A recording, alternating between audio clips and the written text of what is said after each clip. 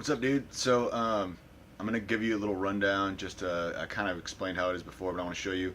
This will be the first. I'll start with what goes up. That's the most solid one you did. It's pretty goddamn right on for the most part. Um, I just want to show you like the process so you can see it and you get what like, so you can understand like what I've done and how to basically understand the system. So basically, I'm gonna go like this so you can see the screen here. Let's see. Sorry, this video might get annoying, but I don't know how else to do it. So, okay, so you'll upload the track. Sorry, I can't see it because it's like fucking selfie thing. So when you upload the tracks that I've given you, actually I'll just tell you first, and then I'll show you. When you upload the tracks that I've given you, on the screen here, it comes up as gaps. Like right, if you can see that, it's like there's I took the gaps out. Now this is your track at the very bottom. The very bottom track is your bass track, right? So see these gaps? What the gaps are, but they're actually going to come up differently because when you upload it, it's just going to be all of a sudden the bass will just drop out. So it'll go from it'll look like this. It'll look like this, like a flat line, because the gaps won't be there because it's one solid file. It kind of sucks because the gaps make it a little bit more visual, but you should be able to tell what's going on pretty easy. So what I did was the gaps. If there's a gap, and okay, so what you're going to do is you're going to upload your bass track, my edited bass track, and I also put my old full version of the bass track just so you can hear the context. But what it is like here. For the most part, actually this is something different, but for the most part, if there's a gap and then my track isn't above it, there's no bass playing above it, that means that it was just like it wasn't in time correctly. It was played, you weren't tight enough with the drums. This actually is something else, which I'll get to in a second. This particular one gap that you don't know what it is anyway. But for the most part, for all the other stuff, basically when you get to like this song again is pretty damn solid. So there's not a whole lot. There's quite a bit more on some other ones. But see, it'll come up like this, where you'll put your version down here, and then my version up here. And if there's a bass line of mine, that means that you were playing the wrong thing, and what's there is the correct thing. So that's throughout. See, here's a couple things where the difference of being like you act like it wasn't tight compared to actually playing the wrong shit. So basically, if there's a gap and nothing's above it, that means that you were playing the right notes. It just needs to be tighter with the drums, and it was off. Or if there's a thing above it, that means my track above it or below it, depending how whatever my track, then that means listen to it and see what you were playing that was wrong, and you can hear what the issue is. I'm going to go through some of them real quick, some of the weirder ones, not weirder, but just what you might understand. Then I also am sending you my original bass line. It's not. It's right here. So just for reference, because it might sound weird if you just listen to this one little thing, you might not get what's going on. So you can always listen to the full one in context. But reality is, if you turn my track and your track on and listen to it, it'll fill the gaps, and you'll hear it actually plays back somewhat right, and you can kind of actually hear what's going on. Because if you press both these tracks on, press play, when it goes to this, it plays. My line will come in. So that's the basic deal. That's how it is. You're gonna have. Sorry, the light's shitty. You're going to have basically, I gave you my full track, my edited track where you can see the things you're wrong, and then your edited track. So if there's a gap, you put it up and you can see it.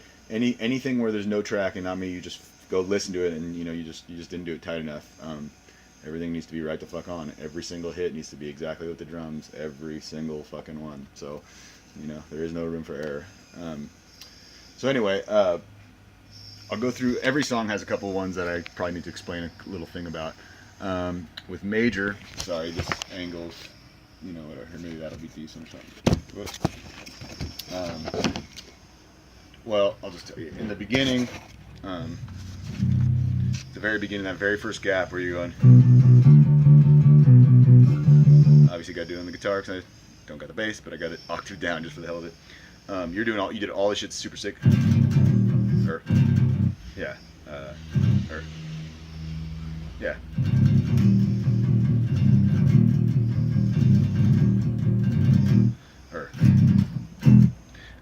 That very last one you missed the drums go digga digga, and you just didn't do it, and you're doing it every other one, so it doesn't really. I know it's something you just missed, but it would definitely sound better with that. my original bass line from back in the day. We changed the intro so much it didn't have that, so I don't have an example, but you can just hear it, just that. Then, this song's pretty damn good. I know you're not gonna like is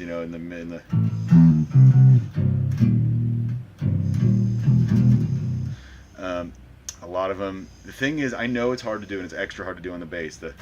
You know, but the main thing, I know it's hard. You might need to pick that last note. Some of them came out okay, so it's like I know it can be done.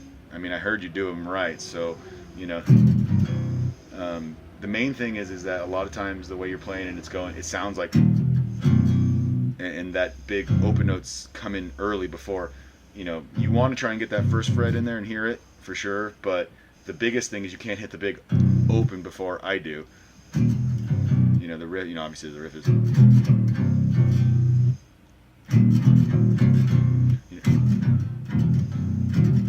I mean, the way I played it when I was doing bass is, you just really pull off from your middle finger to that,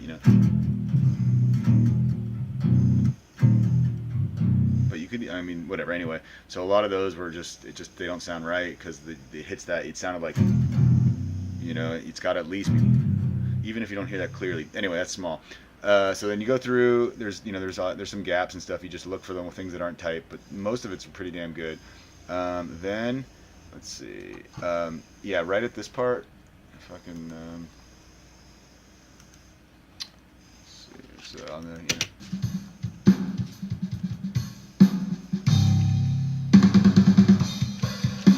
that whole part. Before it busts into the where it's like you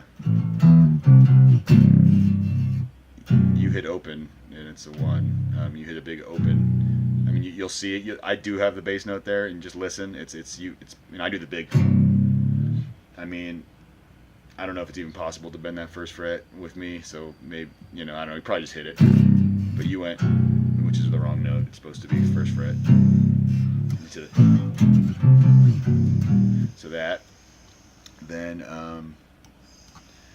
the other thing is you'll see the bass in this part where it's like.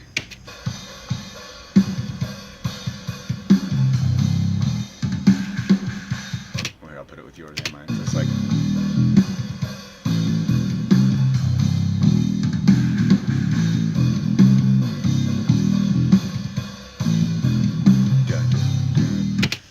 On the heavier part, when it goes back around, we talked about it, but whatever. It's dun dun dun. It adds that on the first and third one of the last heaviest, biggest one where the drums get heavier. And actually, there's another added thing that I added it after. I actually never told you this one because I did it when I recorded it because I realized it should go with the drums and it's just tighter. And I was, just listen to it. The bass should do it too. I guess I never brought it up, but the heaviest part's the very last repetition of this riff before it goes around to the chorus again. But it's, and then it's 2. It's.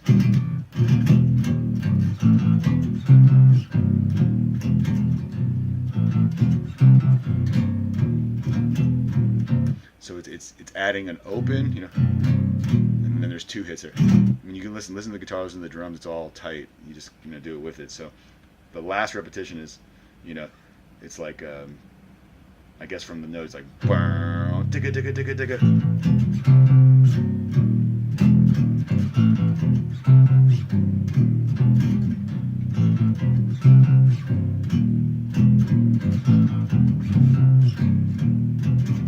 The next hit.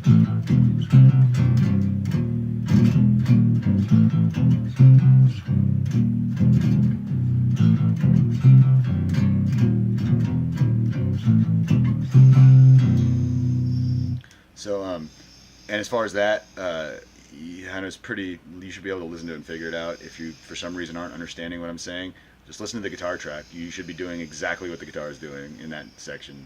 It's a tight section where the drums and the guitar and bass should all be perfectly together. So yeah. Let's see. I think that's, and then I think that's it. The other, obviously, there's gaps, and the gaps just mean you weren't tight enough to the drums, and to go back and find better takes or do them again or whatever. Then at the very, very end of the song, literally the very last notes, it's what is it? No, fucking.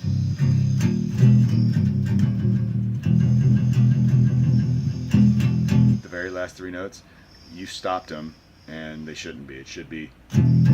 You went, but it's not. It's. I don't know. The guitar's not going. It's going. You know. So they got to go into each other. The same. You had the right timing, but it's just not. So yeah, that one was that song. You did a really fucking good job. It's mostly pretty rock solid. But yeah, so just go through it and you'll see wherever the bass drops out on my version, it means it wasn't tight enough. And then you can go and listen. You know, you keep your original version below it, and then you can always just listen to the version, and you'll see anything that I have a gap. You'll hear it when you look at it. You'll realize that it was off time. You know, early or late notes or whatever. So anyway, I know these are long videos and bullshit, but I just trying to do my best to get you on the right page. I'm doing everything I can to try and get you to like learn the parts, you know.